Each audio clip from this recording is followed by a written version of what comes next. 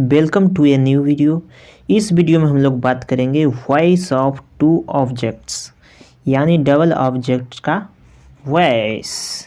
तो चलिए शुरू करते हैं।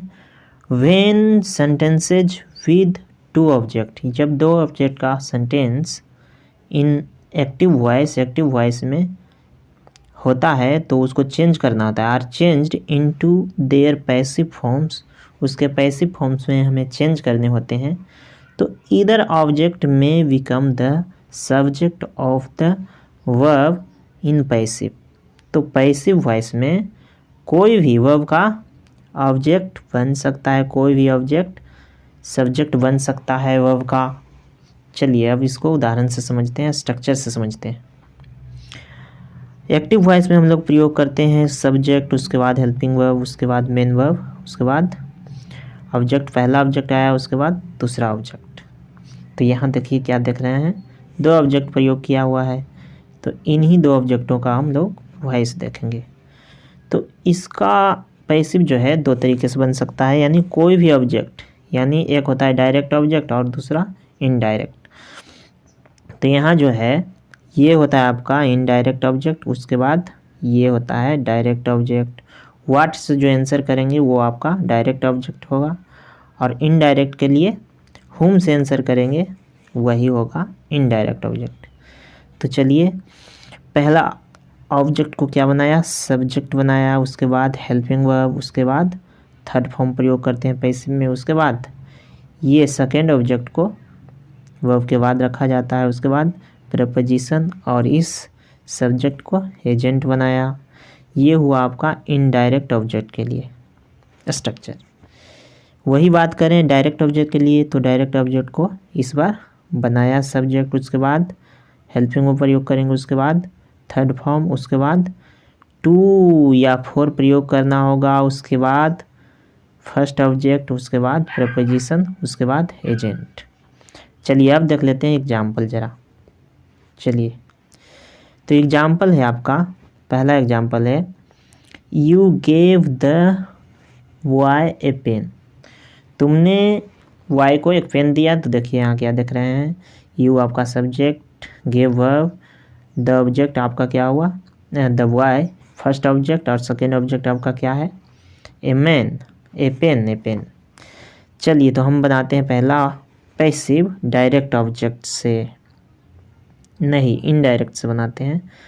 तो इनडायरेक्ट आपका क्या है, फर्स्ट ऑब्जेक्ट क्या है, द बॉय। ये क्या देख रहे हैं, पास्ट इंडिफिनिट, तो वाज या वर सिंगुलर होने के नाते वाज, उसके बाद गिवन थर्ड फॉर्म, उसके बाद सेकेंड ऑब्जेक्ट को वर्ब के बाद ही रखना है पेन, उसके बाद बाई प्लस एजेंट, यू बनाया है बाई यू। यही हम शुरू करते हैं इस बार ए पेन से, यानी डायरेक्ट ऑब्जेक्ट से। ये हुआ था आपका इनडायरेक्ट से, डायरेक्ट शुरू करते हैं। तो ए पेन, उसके बाद वाज या वर गिवन, उसके बाद हमें क्या प्रयोग करना पड़ेगा, वर्ब के बाद टू या फोर, तो टू प्रयोग किया, उसके बाद आपका हुआ first object to the boy by you. Next देखते हैं यू गेव मी मनी। तो डायरेक्ट ऑब्जेक्ट से शुरू करते हैं पहले, नहीं इनडायरेक्ट से। तो ये आपका है ऑब्जेक्टिव केस में, जब इसको सब्जेक्ट बनाया जाएगा तो मी का वो सब्जेक्टिव केस आई, उसके बाद वाज या वर, क्या देख रहे हैं ये पास्ट इंडिफिनिट, तो was given money second object by him agent. Next नहीं इसका पैसिव देखते हैं, यानी ये क्या हुआ आपका डायरेक्ट ऑब्जेक्ट से देखते हैं।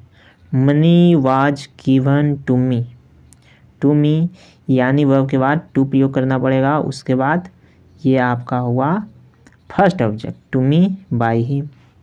नेक्स्ट है रमेश टीचेज मी इंग्लिश, मुझे इंग्लिश पढ़ाता है रमेश।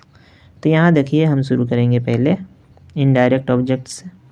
चलिए तो मी का subjective case I am taught third form, उसके बाद इंग्लिश बाय रमेश। हम शुरू करते हैं इस बार, हाँ इनडायरेक्ट के नहीं डायरेक्ट के लिए, English is taught to me, to प्रयोग करना पड़ेगा, टू या फोर, मी बाय रमेश, यानी रमेश के द्वारा मुझे इंग्लिश पढ़ाई जाती है। English is taught. नेक्स्ट है Sohan asked me several questions, बहुत क्वेश्चन पूछा मुझसे सोहन। तो चलिए क्या बात करेंगे यहाँ। सबसे पहले हम बनाएंगे इनडायरेक्ट ऑब्जेक्ट से। तो आई वाज आस्क्ड, ये पास्ट इंडेफिनिट, तो was several question second object, उसके बाद वाई सोहन। इसी को बनाते हैं डायरेक्ट ऑब्जेक्ट से। तो सेवरल क्वेश्चंस, उसके बाद वाज या वर, तो ये प्लूरल, तो वाज नहीं वर आस्क्ड टू मी। यानी जब डायरेक्ट ऑब्जेक्ट से बनाते हैं हम लोग तो क्या करते हैं, वर्ब के बाद टू या मी, टू या फोर, उसके बाद मी, यहाँ देखिए तो बाय सोहन। नेक्स्ट देखते हैं भाई। नेक्स्ट है आपका be offered U A good job. तो यहाँ देखिए क्या है, फर्स्ट ऑब्जेक्ट यू और second object A good job. तो बनाइए पहले फर्स्ट ऑब्जेक्ट से यानी इनडायरेक्ट ऑब्जेक्ट से। तो यू वर पास्ट इंडेफिनिट है, उसके बाद ऑफर्ड ए गुड जॉब सेकेंड ऑब्जेक्ट, उसके बाद by subject by plus agent. तो बी का ऑब्जेक्टिव केस रस होता है। चलिए इसी को बनाते हैं हम इससे ए गुड जॉब से यानी डायरेक्ट ऑब्जेक्ट से। तो a good job was offered, उसके बाद टू प्लस ये क्या सेकेंड नहीं first object, to you by us. Next है आई टॉट यू संस्कृत। चलिए भाई नेक्स्ट आप लोग बना लेंगे, ठीक है। तो आशा करता हूँ ये आपको समझ में आया होगा वॉइस ऑफ टू ऑब्जेक्ट्स। तो चलिए आज इतना ही रहने देते हैं, जब तक के लिए नमस्कार।